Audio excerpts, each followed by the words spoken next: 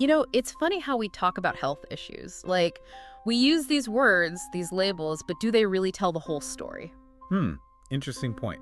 Today, we're diving into something pretty heavy, something most of us probably avoid thinking too deeply about. Okay, I'm intrigued. What's the deep dive for today? Stroke recovery.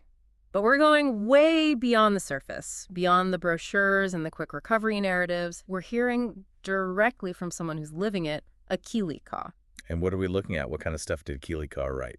We've got excerpts from Akili Ka's blog post called Lies Beneath the Surface, and from what seems to be a memoir of a stroke survivor. And let me tell you, Akili Ka does not hold back. That's often when you get the most powerful insights. Mm-hmm. When people are willing to be vulnerable, to share the raw and unfiltered truth of their experiences. Exactly. And one of the first things that struck me was how Akili Ka talks about the word stroke itself. They call it a little lie. Ooh, that's interesting. Why a lie? Well, they don't really explain right away, but it's like they're challenging this word, this label, right from the start. Like it minimizes the reality of what they're going through. It is interesting how a simple word can carry so much baggage, so many assumptions. Totally. And Akili Ka goes on to describe, how the ceaseless throb of pain is like a drumbeat against bone, a symphony of agony conducted by nerves gone haywire. Wow, that's powerful imagery. Right. Makes you realize this isn't just about needing a little physical therapy. It's a complete upheaval, a whole other existence they're describing. Absolutely. And it's not just the pain they describe. Akili Ka lists burning limbs, cramping, nausea, confusion, aphasia, sensory overload, deep depression. It's a whole cascade of experiences, both physical and mental. And this is where it gets even more, complex. Akili Ka talks about this anger, this frustration, particularly with people who seek only their own gain. It's a really interesting layer. Could you elaborate on that a little bit more? What kind of gain are they talking about? Yeah, so it's not totally explicit, but it seems like they're talking about people who might exploit or profit from others' suffering, like turning their pain into a product or a trend. Ah, I see. That makes a lot of sense.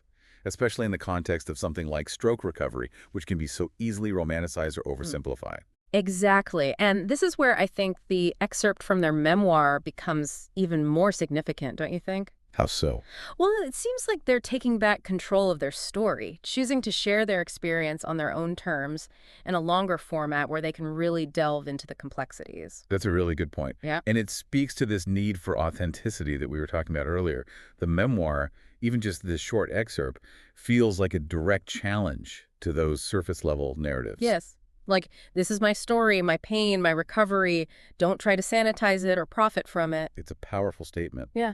And it makes their closing line in the blog post even more striking. You mean where they say, please, like, share, comment, or repost as you will. And if you disagree, there is a button for that as well. Happy scrolling. Yeah, exactly. That line, it's almost jarring, right? After sharing something so raw and personal, it's like they're throwing it back at us, the readers, the scrollers. It's like they're saying, yeah, you can engage with my pain with the click of a button, but what does that really mean? Exactly. It's such a poignant observation about the nature of online interaction, the way we can mistake a like for true understanding or a share for meaningful action. Right. Like, how often do we scroll past stories like Akili Ka's without really grappling with them, without letting them change us? It's a question worth asking ourselves. Yeah. And maybe, just maybe, Akili Ka's willingness to be so vulnerable will inspire us to engage differently, to look beyond the surface, both online and in our everyday lives. So, listeners, I have to ask, what resonated with you today? What are your thoughts on Akili Ka's experience? And if you're interested in diving deeper, we highly encourage you to check out Akili Ka's memoir.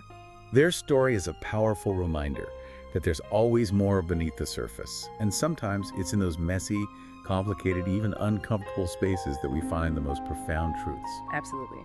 Thanks for joining us on this deep dive. Until next time, keep questioning, keep listening, and keep seeking those deeper truths.